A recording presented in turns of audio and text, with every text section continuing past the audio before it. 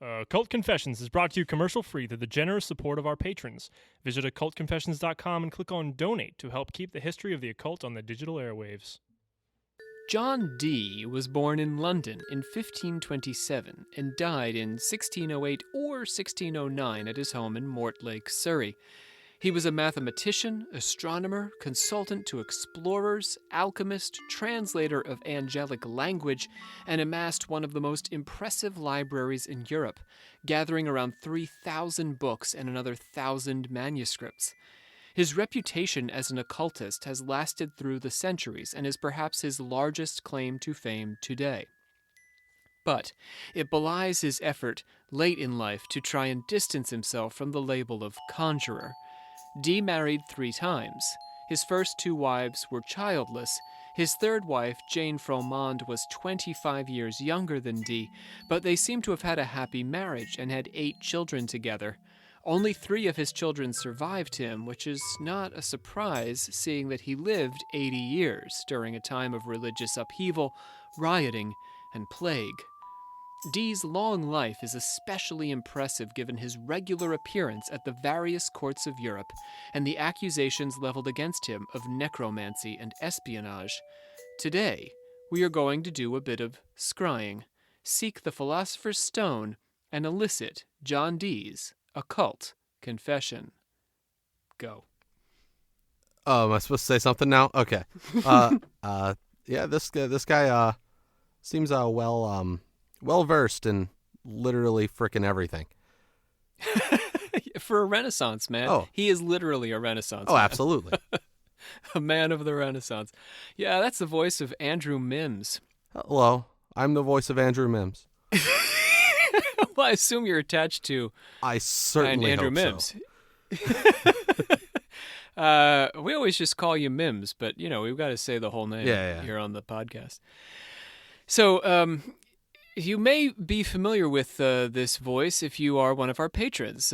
Mims, this is your first discussion on the main podcast, but you did a rock and roll episode with us, didn't you? Yes, it did. You may also, now some of you may be thinking as well as you listen to Mims, boy, that sounds an awful lot like Church Secrets. But what's going on here is that Mims actually, now this is just weird. I mean, it's total coincidence that Mims has got an identical twin who happens to be our rival podcast, Church Secrets. Yeah, I don't like to talk about my brother a whole lot. He's a bit out there, I guess. Yeah. Well, when's the last time you guys spoke? Christmas, something like that. That's awkward. Yeah, That's awkward. just sitting at ends of the table. It was an awkward time.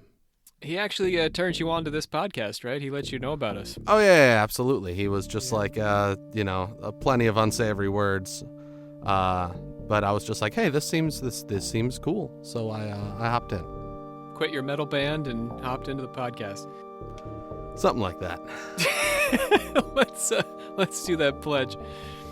We the members of the secret order of alchemical actors chemical actors do solemnly commit ourselves to a full and honest telling of the history of the occult as far as we know it. That's pretty good for a first time. Cool. Yeah. Not too bad. Could have been a lot worse. Just the two of us today. Olivia is hard at work on our next episode coming up, which is going to be our first interview-based episode. We're not going to do those very often, but we've interviewed a bunch of cult-themed artists. So that's what Olivia's at right now. She's been busy interviewing folks. So let's get into some plugs. Do you know how to do the plugs, Mims? Not really. You just say the word plug 3 times. Plug. Like that? Need to be a little more mysterious, a little more energetic? Well, you get to do it again on the way out. So I think that what was amazing about that is that I think you managed to say the word exactly the same each time.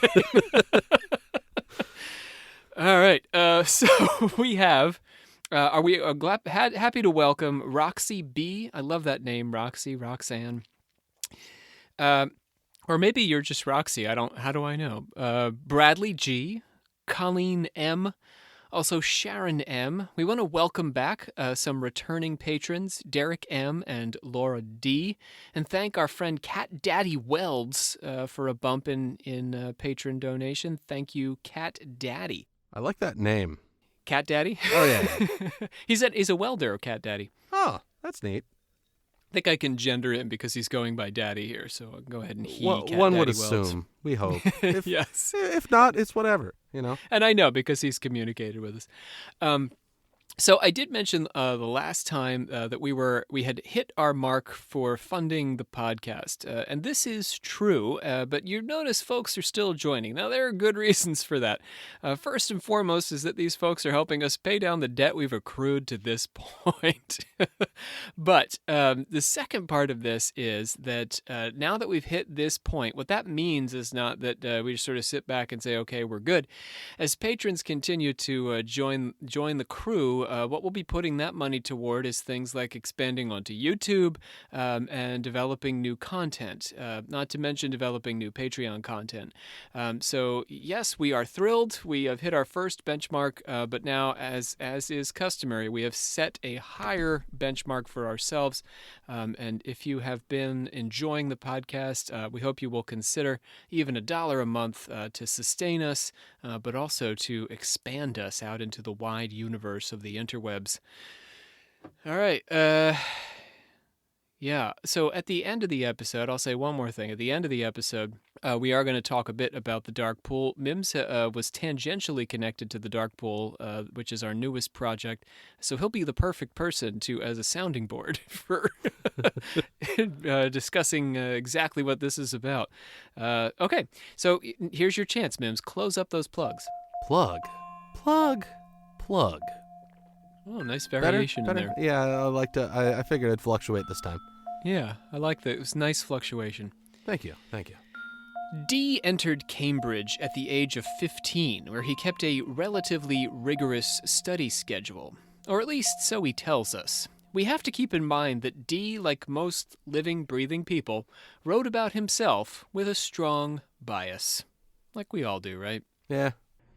In the years 1543, 1544, and 1545, I was so vehemently bent to study that for those years I did invariably keep this order, only to sleep 4 hours every night, to allow to meat and drink, and some refreshing after, 2 hours every day, and of the other 18 hours all, except the time of going to and being at divine service, was spent in my studies and learning. He only slept 4 hours every night. That's relatable.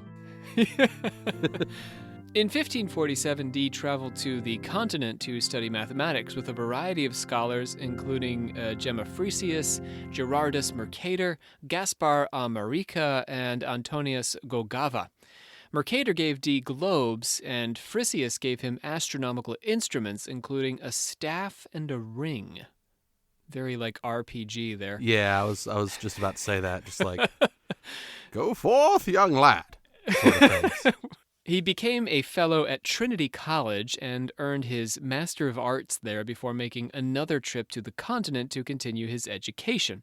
He studied Euclid's geometry at the University of Paris and turned down a 200-crown pension offered him by the French king, seemingly out of loyalty to the English crown. Would you turn down a 200-pound pension, Mims? Oh, absolutely not. 200 pounds, that's not a whole lot of money. Well, it was back then, but Well, today yeah. it would not be a whole lot. Yeah, I don't know. I'm poor. So maybe like, he'd be open to it. Yeah, I'll do anything. I'll do anything for $20. So Well, here we are podcasting yeah. for roughly that amount. Dee's first brush with infamy happened in 1555, when he cast horoscopes on Mary Tudor, then Queen of England, as well as her sister Elizabeth. He was apparently imprisoned in the same place as Elizabeth herself, who had been sequestered there because of the potential threat she posed to Mary's throne.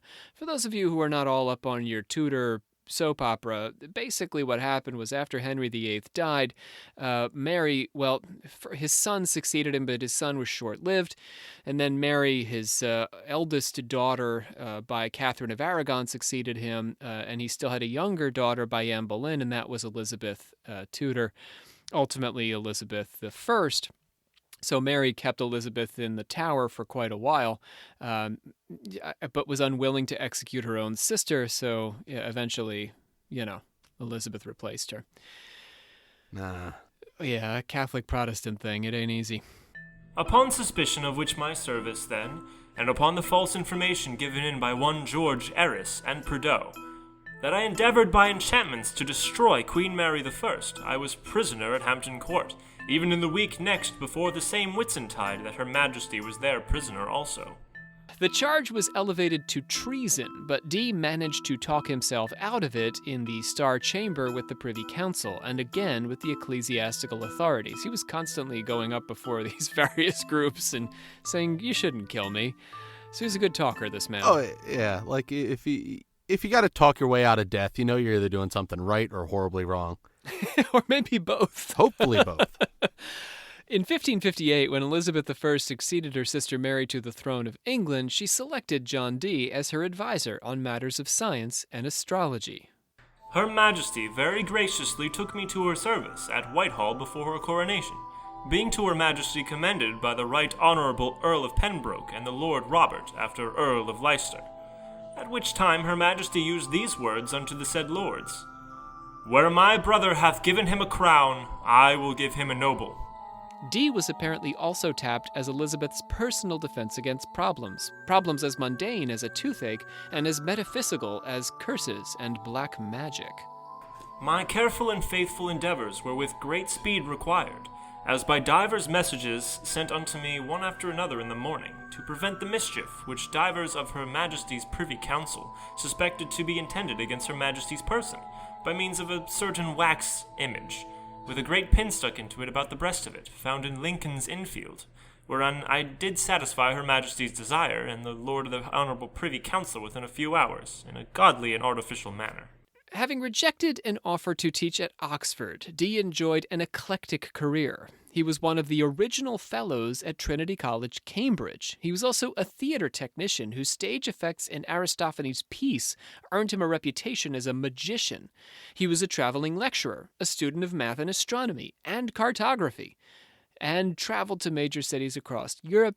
He was also, because we're talking about him on this podcast, a noted occultist. I never would have guessed. No, this is mathematical confessions. We're here to talk Dee's math. I was gonna make a math joke, but I maybe passed math with like D's. So yeah, there's a math joke right there. I am a math joke. Dee's horoscopes were a regular feature of his engagement with royalty. Later in his career, he predicted death dates for Elizabeth I, King Philip II of Spain, and Emperor Rudolph II. Either because he was called upon or of his own accord, he selected the coronation date for Elizabeth based on his astronomical charts. And that date was January the 15th, 1559. While this might suggest Dee had a central place in Elizabeth's court, he was actually a more marginal figure.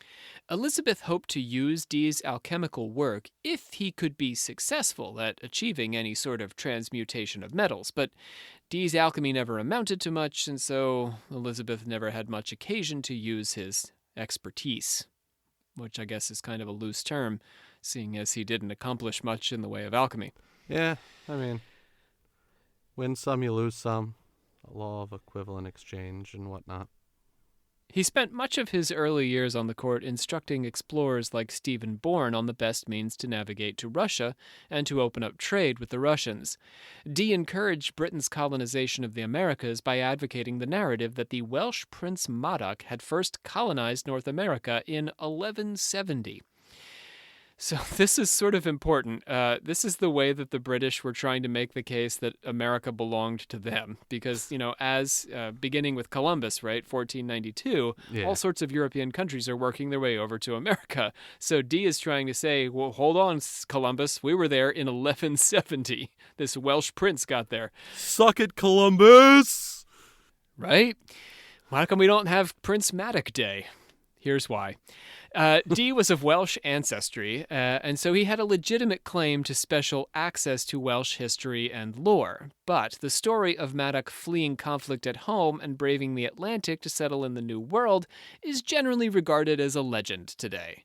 That having been said, it circulated widely during the Elizabethan period. It was never picked up as the Crown's official line, though, in terms of propaganda, but Dee's attempt certainly didn't hurt the British cause to undercut Spain's claims through our man Columbus.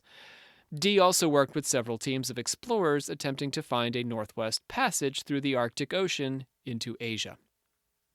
Prince Maddock Day. We should come up with that. What day should that be? He's Welsh. What month do you think? I don't know. I feel like a rainy, like April. Yeah, April. like sometime in the spring where it's like very damp, April, moist. You can go ahead and bleep out me saying moist.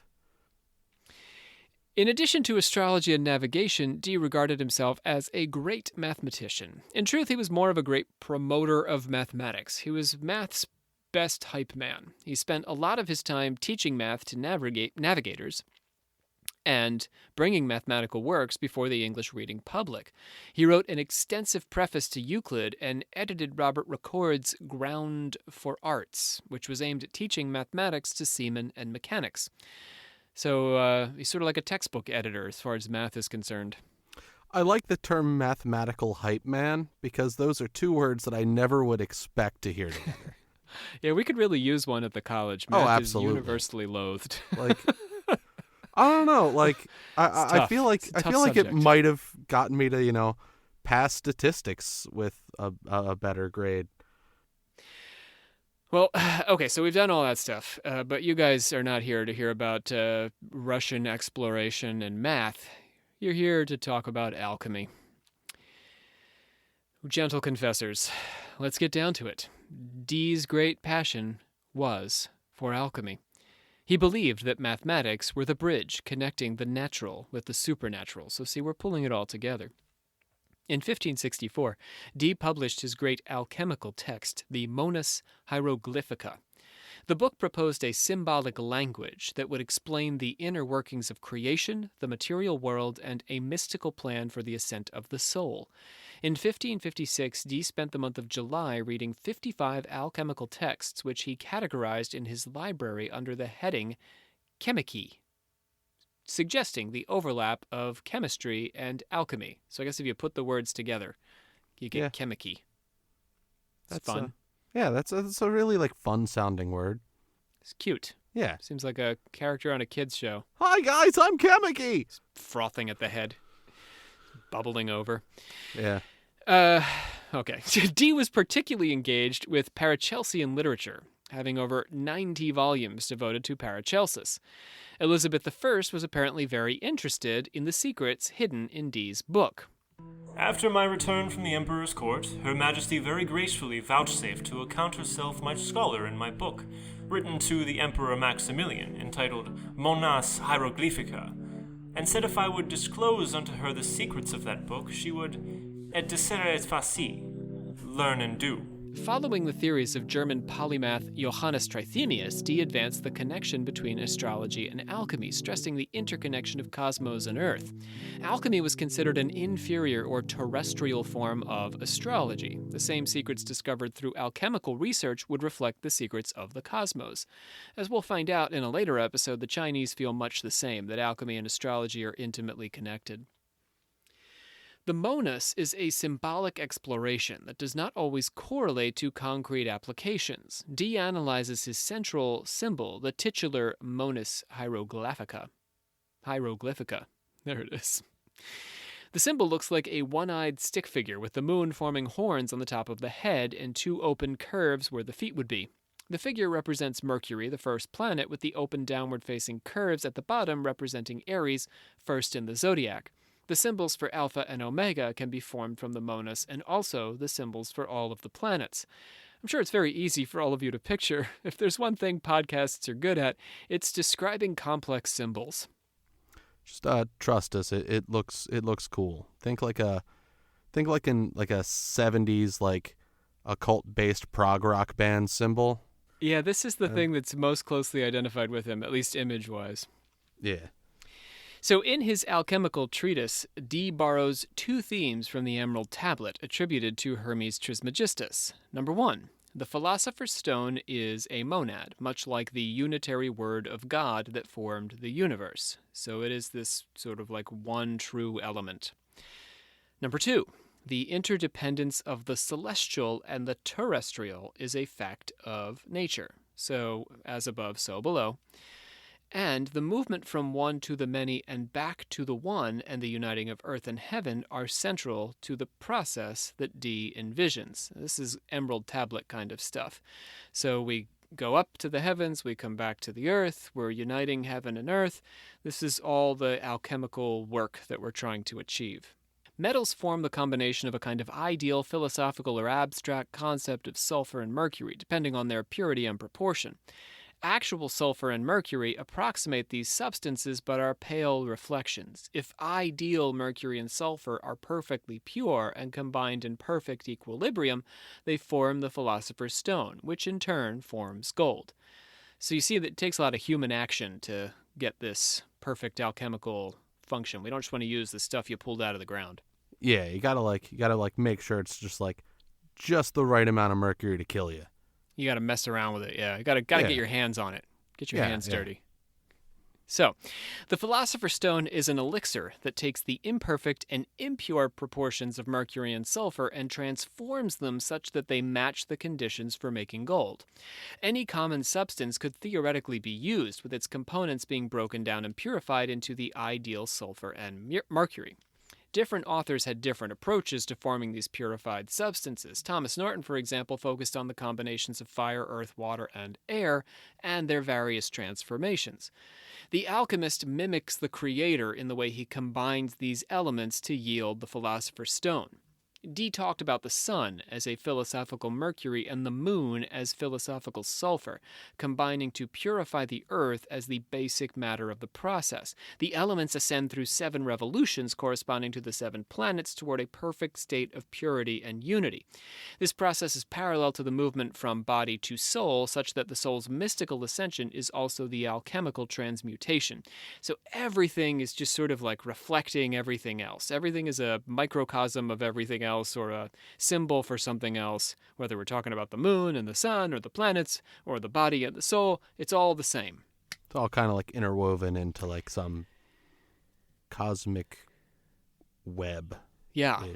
Yes. Yeah. Exactly, a web, yeah, a cosmic web, a unity, a fundamental unity. I mean, that's what alchemy gets at, that there is this fundamental unity which allows us to achieve these transmutations, because everything is essentially, in one way or another, the same.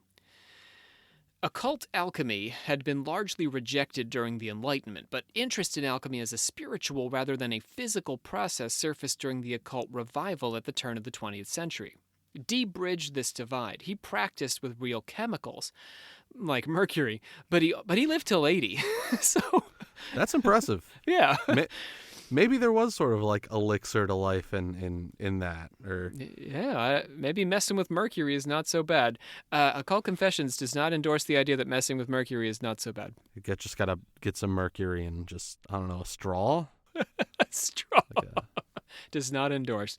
He practiced with real chemicals, but he also encouraged an occult spiritual enlightenment as essential to the alchemical process. So Dee is working both sides of the coin here.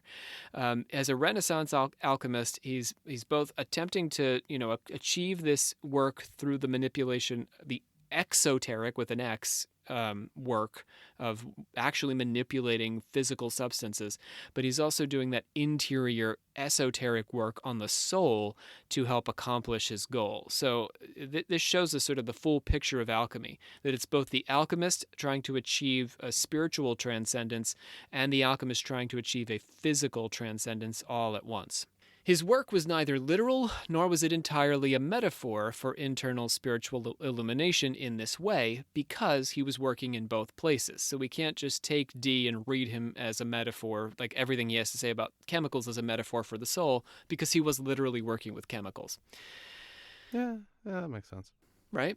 The actual process involves combining different metals with acids, heating them, striking them down with rainwater when the reactions get out of hand, and making measurements. And let me say one more time, the man lived to 80. He's striking down These Yeah, chemicals. he's just like mixing shit with like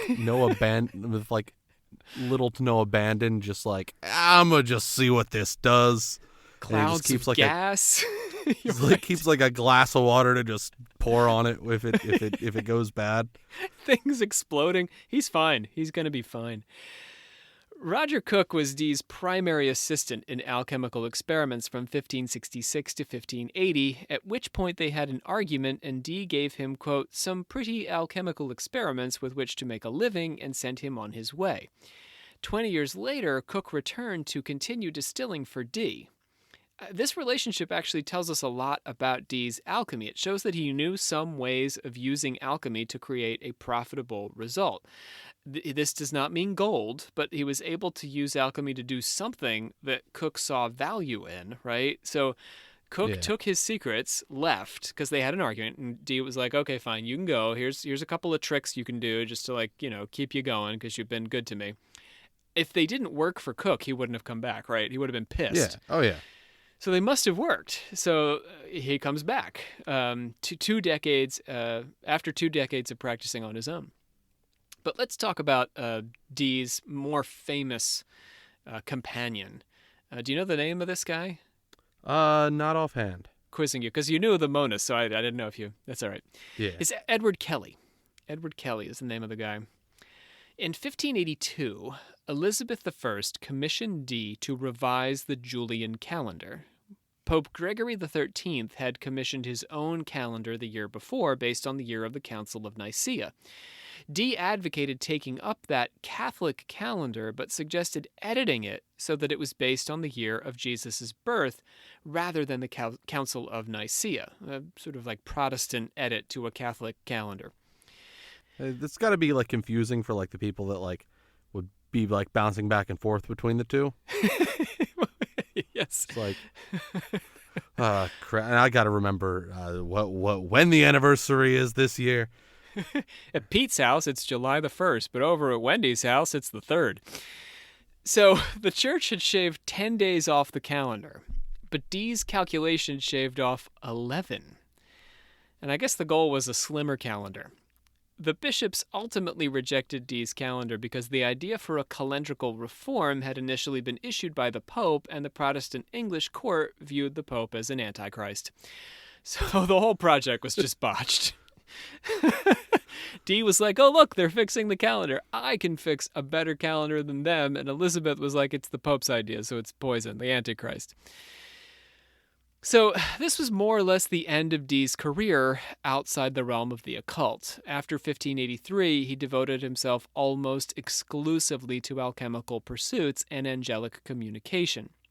His work focused on 3 primary areas. First, the finding of buried treasure through skrying, which involves a pendulum. You know what we're talking about, skrying? Can you picture it, Mims? Yeah. You get that pendulum and you let it swing, and it helps you determine, yes or no answers, or helps you find stuff if you put it over a map, right? So number 2, it was the discovering of the philosopher's stone sought by alchemists, which privileged spiritual transformation in order to achieve the transmutation of metals. We've been on this. And finally, predicting and understanding the dawning of an imminent new age, which should sound very familiar to us. This is something that's been happening since the 60s in the Western world. So Dee was looking for that new age all the way back in 1600. Hey, I mean, a man before his time. Right? Dee's theorizing on a new age and universal religion began actually in 1572, even further before his time, when he noticed the appearance of a new star in the constellation Cassiopeia. A comet that appeared in 1577 further cemented his ideas. Her Majesty took pleasure to hear my opinion of the comet appearing anno 1577. Whereas the judgment of some had unduly bred great fear and doubt in many of the court, being men of no small account. For Dee, the star signified the emergence of a new British Empire, spurred by the colonization of North America and ruled over by Elizabeth I, with Dee as her court philosopher. Dee saw himself as a prophet who could aid in the conversion of the Jews and create a universal religion, uniting Catholics and Protestants. Everyone would become one under the one religion, the one world religion. He's sounding like some sort of QAnon nightmare now, isn't he? Yeah, that's a bit, like super villainy. Yeah, he's proto-Illuminatus. Dee came to believe through his angels that the apocalypse would come in 1588, a date that he lived through without a substantial temporal or cosmic change coming to pass. A lot of womp-womp for Dee in his life. Yeah, that's like, I don't know if that would be like a disappointment to him, or if it would just be like, oh, okay, that's neat. This happens to me all the time. So, getting now to our man Kelly. He was both a scryer and an assistant in Dee's alchemical operations during this period, bringing Dee a red powder that he claimed to be the philosopher's stone, which would then need to be manipulated in order to make gold. Kelly's angels promised a kind of alchemy not practiced since the time of Adam that would yield a medicine of God capable of healing the sickness and decay of the natural world. So the premise here is that Adam, the original man, was an alchemist and was possessed of alchemical secrets that had been lost through time. Polish Count Albrecht Lasky took an interest in Dee's work and persuaded him that his efforts would be better appreciated in Poland rather than at the English court, where he was being largely ignored. A shout out to Michael, who was a Polish listener who I just heard from today. So how interesting. We're talking about Poland. And off Dee goes to Poland to work for the Count. Dee and Kelly then left with Lasky on a tour of the continent. So no sooner do they arrive in Poland than they pack their bags and start touring the world with a Pole. They toured apparently quickly and also in secret, and they didn't return to England for 6 years. That's quite a trip. Quite a trip, yeah. It's a lot of. Well, you got to bear in mind, right? We don't have airplanes or anything, so Yeah. Probably mostly walking or horses and whatnot. A lot of walking, a lot of cart action. Like his thighs, like his calves, must be like rocks. Again, 80 years old. He was the Schwarzenegger of his time. He first moved to Krakow with his family, as well as Kelly and Kelly's family. Krakow was a Polish college town, and Dee spent a whole year there. While living in Poland, he traveled to Prague, the seat of Rudolf II's Holy Roman Empire. Dee had received a message from Kelly's angels telling him to write a letter to the emperor, informing him that Dee had discovered the stone. In 1584, Dee was granted an audience and told the emperor exactly that. The emperor made an empty promise of patronage and assigned one of his privy counselors, Dr. Curtius, to hear Dee out on his philosopher's stone. I assume because, pardon the pun, he was a courteous guy. Hey! These are the reasons we get negative reviews. Although initially open to Dee's claims, Rudolf II quickly turned on the English alchemist. Francesco Pucci had befriended Dee and Kelly and sat in on some of these angelic sessions. Pucci was a spy for Pope Sixtus V. Isn't that confusing? That's if you have a number in your name and a title that is a number, they should at least match. Yeah. Pope Fifthus V. But to get to the fifth, you're going to have a Pope Fifthus IV and Pope Fifthus III. Pope Sixtus just change your the name. Sixth. Just change your name at that point. If there hasn't been a Sixtus VI, can I suggest right now to the College of Cardinals that they begin considering this as their pope name? Oh, absolutely.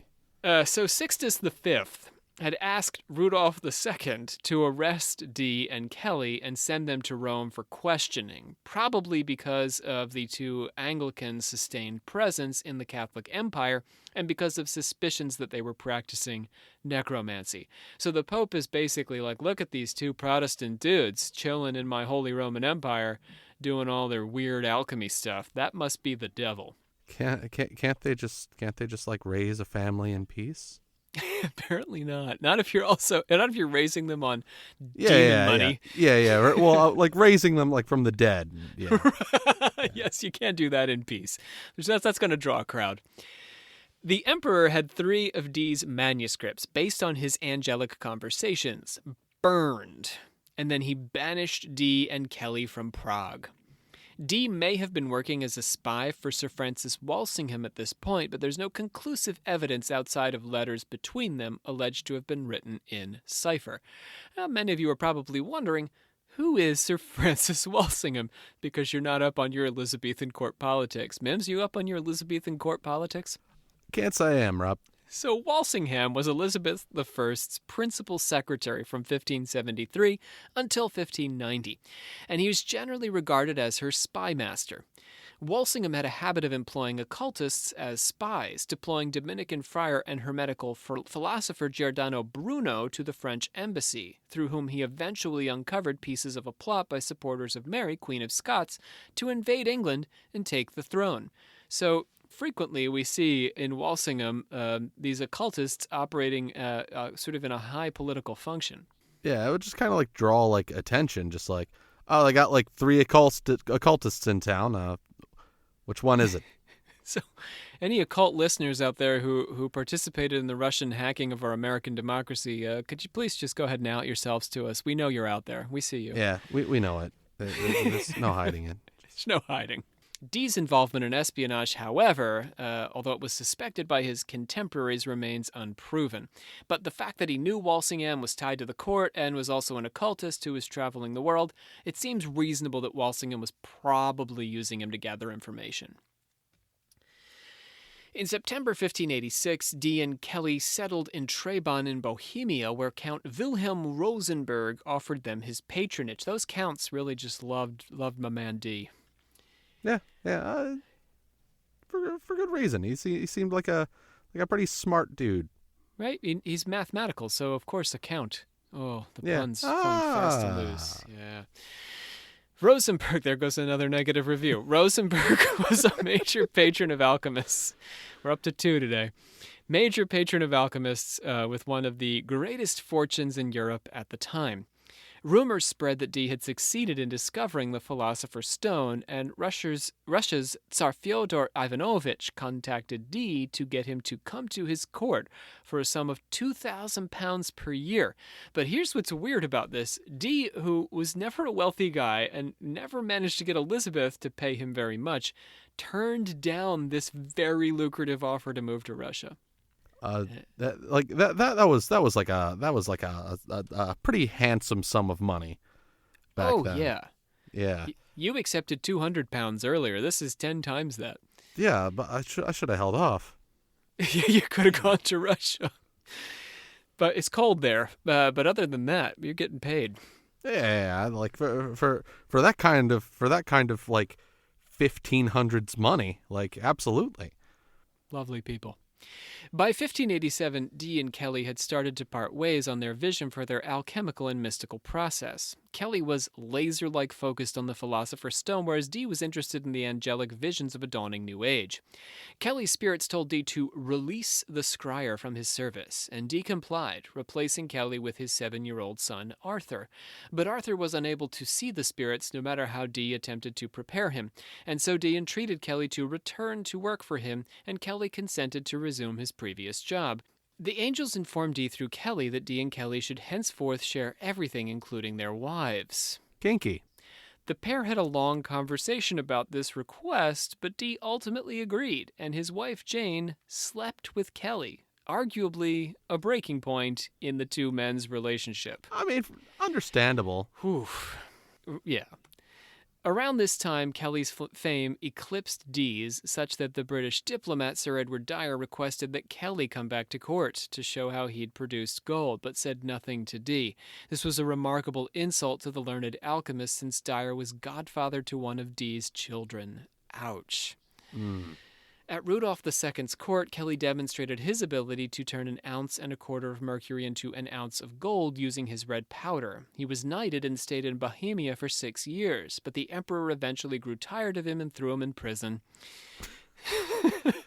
There's no middle ground there. Yeah, it's just like you're either liked or hated Star so of the much. show or in jail. Yeah. In 1595, Kelly died after sustaining serious injuries from a fall while attempting to escape his imprisonment. And that brings us to the last chapter in Dee's life, Manchester. On returning to England in November 1589, Dee discovered that his library at Mortlake had been raided, so he left his house for 6 years. And, like thieves got in and, mice and stuff. Yeah. I mean, can you really expect it? Did he have like somebody like checking up on it?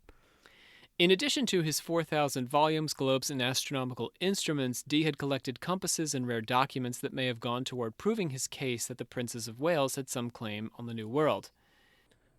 Unto the tower I had vowed these, my hardly gotten monuments, as in manner out of a dunghill in the corner of a church, wherein very many were utterly spoiled by rotting, through the rain continually for many years before falling on them, through the decayed roof of that church, lying desolate and waste at this hour. But truly well deserve they the imprisonment of this tower that will still now keep them, if any public warning by her majesty or her right honourable council were given for restitution of them to the office in the tower. There are two accounts of this event. One holds that Dee's house had been ransacked by an angry mob, likely inspired by prejudice against his supposed necromancy, and his priceless library and instruments were destroyed. Another version has Dee's former associates pilfering Dee's collection in his absence. In this version, Dee is less of a black magic boogeyman and more a victim of crappy friends who knew the value of his collection. His description shows that in either case his place had been left in ruin. He spent the next 6 years living off the generosity of friends and sales of his books and anxiously appealing to the Queen and her Privy Council for a position.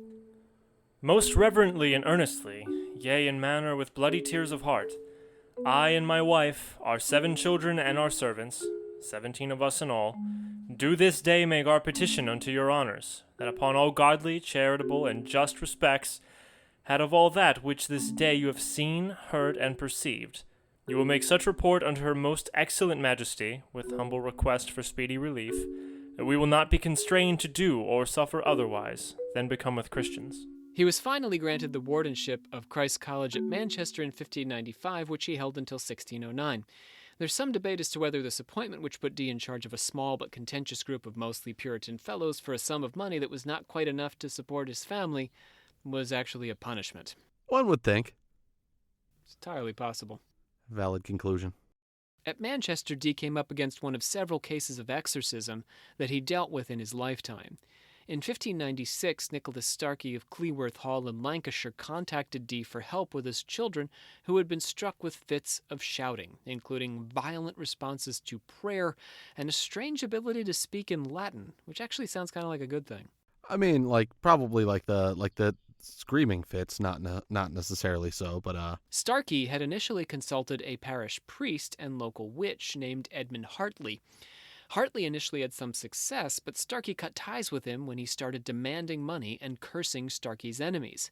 Starkey consulted with Dee, but Dee advised him to seek help from some goodly preachers and sharply removed Hartley. Legal proceedings were initiated against the witch on charges of conjuring, but Starkey's children, cursed by Hartley's influence, were unable to speak out against him. Dee sought the assistance of noted exorcist John Darrell, who succeeded in curing the children in March 1597, soon after Hartley had been hung for a witch. Very dramatic episode. Oh yeah. During the English Renaissance, exorcism was a fraught topic, and as we discussed in our episode on the topic of exorcism, frequently a battleground for Protestants and Catholics, each of which sought to prove the supremacy of their religion through their success at purging demons. Protestants accomplished exorcisms through intense prayer and fasting, whereas Catholics brought out their usual rituals, invocations, and paraphernalia, all anathema to good Protestant believers. The Archbishop of Canterbury had John Darrell imprisoned on charges of fraud for the various exorcisms he performed, despite his success. Dee had a reputation for battling the forces of evil himself. In addition to lifting the curse of the wax doll placed on the Queen, which is all we know about that. Yeah, I want to know more about that. But we don't get to. We just know that there was, I think it's sort of like the pop culture voodoo doll. Okay. So Dee had dealt directly with cases of possession in his private life. His maid, Anne Frank, was occupied by a wicked spirit who she said had long tempted her. Dee anointed her with holy oil and prayed for Christ's blessing of the oil to be the expulsion of the wicked. The maid tried to drown herself by jumping down a well, but Dee saved her. She later succeeded at killing herself by cutting her own throat. Winifred Goose, a mother who had lost her son and been tempted by evil, consulted Dee on exorcism but also eventually killed herself. Of the known cases of exorcism involving Dee, there's at least one where he had some success, meaning they didn't kill themselves. He liberated a woman by the name of Lady Sands of a devil, When and how have not been recovered by historians, but we know this one worked out. That's good. He seems like with the maid he had partial success, but in the end, not so much. Yeah. Whether Dee participated directly in the exorcism of the Lancashire Seven is a subject for some debate. The fact that he was called on for help shows the extent of his reputation as an exorcist, or at least as someone capable of assisting in an exorcism. This is going back to that earlier case where Darrell helped out. But Dee's involvement in anything like an exorcism would have been a fraught affair, as British culture increasingly turned against dealings with demons, and even angels for that matter, such as a Protestant universe.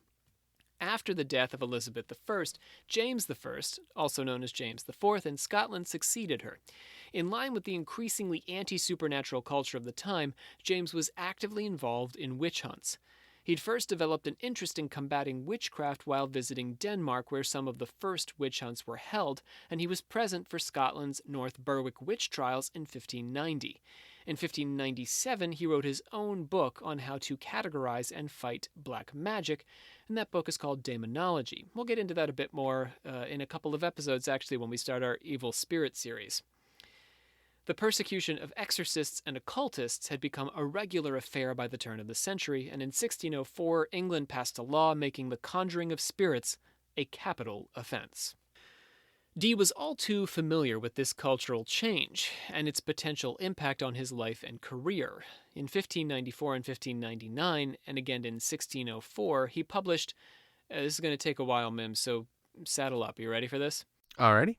He published a letter containing a most brief discourse apologetical, with a plain demonstration and fervent protestation for the lawful, sincere, very faithful, and Christian course of the philosophical studies and exercises of a certain studious gentleman, an ancient servant to her most excellent majesty royal. I'm done now. Oh, okay. Yeah, that is a pretty long title, but yeah. Which begins with the word brief. This was. I'm assuming there's nothing brief about the contents either. The letter's actually not as. It is actually fairly short compared to the title. The title does suggest a much longer letter. Okay. This was essentially a letter to the Archbishop of Canterbury, which was printed in book form, in which Dee argued that he wasn't a necromancer. Before the Almighty our God and your lordship's good grace, this day on the peril of my soul's damnation, if I lie or take his name in vain herein, I take the same God to be my witness that with all my heart, with all my soul, with all my strength, power, and understanding, according to the measure thereof which the Almighty hath given me, for the most part of the time from my youth hitherto, I have used and still use good, lawful, honest, Christian, and divinely prescribed means to attain to the knowledge of those truths, which are meet and necessary for me to know. In the 1604 version of the letter, Dee asked to be tried and put to death if found guilty of conjuring devils. Although the trial never took place, Dee was unable to shake the label of conjurer. A victim of large-scale spiritual change, his reputation was tarnished, and although he appealed to have his name cleared, his pleas were ignored. Dee never attained a position of significance again in his lifetime. In 1605, his wife and two of his daughters died of the plague. In his last years, he was looked after by his oldest daughter, Catherine, and died in poverty and relative disrepute. And that's the story of John Dee. It's a very learned and well-lived individual. Yeah, but in that sort of classic story of the man of letters, he dies in the gutter. Our sources today include the autobiographical tracts of Dr. John Dee, edited by James Crossley, Robert Barone's A Reputational History of John Dee, William Sherman's John Dee, The Politics of Reading and Writing in the English Renaissance, Nicholas Cluley's The Monas Hieroglyphica and the Alchemical Thread of John Dee's Career, and Stephen Bowd's John Dee and the Seven in Lancashire, Possession, Exorcism, and Apocalypse in Elizabethan England. Also John Dee Monas Hieroglyphica at the esotericarchives.com. I'm going to gong us on into our order of confessors, Mims. Do you have any objections to that? No objections here. Let us gong. Yes, Mandrock says that the banter and skits are fantastic, and we're not too heavy-handed about whether you believe this stuff or not. True story, yes, Mandrock. Pluck the Duck 89 dropped 5 stars on Instagram because he was told to. I don't know by who. I guess by us. At least he's honest. Yes. Also, Ms. Blue Sage fed us some Instagram stars. That's a new thing for us, getting fed those Instagram stars, and we are very grateful to have them. I want to mention a note we got from Bryce B. In the old alchemical mailbox. And this is on our last episode. I'm just going to read what Bryce had to say. It's very interesting stuff. He said, in your recent episode on Faustus and the German alchemist, you talked briefly about steganography, which was Trithemius's technique for contacting angels. So Bryce says, today steganography is the technique of hiding messages within other data. For instance, if you look at a JPEG file in a text editor, all you see is a jumble of bizarre characters. This is a way to put a plain text message into that jumble. Oh, he says there is a way. So what you can do is you can take the JPEG, plop it in a text file, and you can read this hidden message, and you'd be able to view it. So the message would be hidden, but you would only find it if you knew how to look and that you should do that. Plop it in a text file. Now I'm just half tempted to do that with my friends. Right? He says this was famously used recently by a group calling themselves Cicada 3301 as part of a supposed recruitment puzzle. The group anonymously posted a number of bizarre occult-themed images, audio files, and text posts on the internet and in various physical locations around the globe, using cryptographic techniques to embed messages and riddles. And a large contingency of security hobbyists went nuts trying to find the solutions. No one's ever come forward to claim either responsibility or props for being Cicada 3301. So there's something for you all to Google later, or Wikipedia or whatever.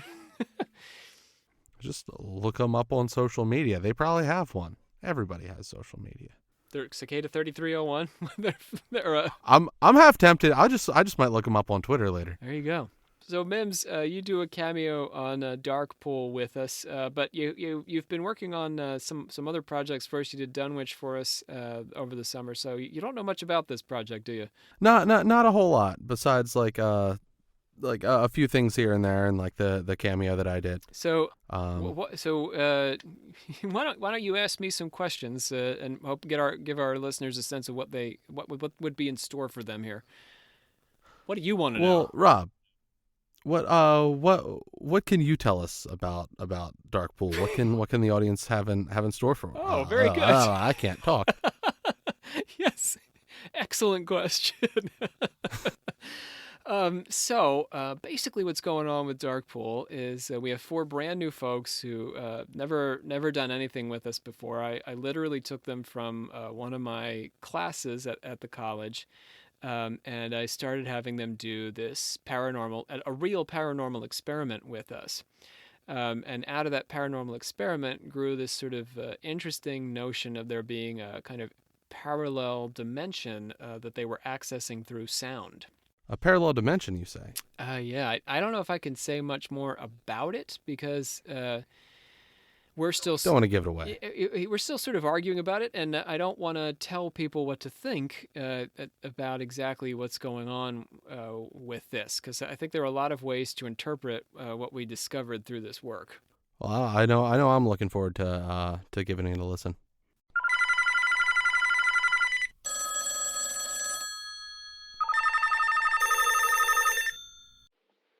Hello. You have reached the Alchemical Actors Hermetic Hotline. At the moment, the hotline has gone cold.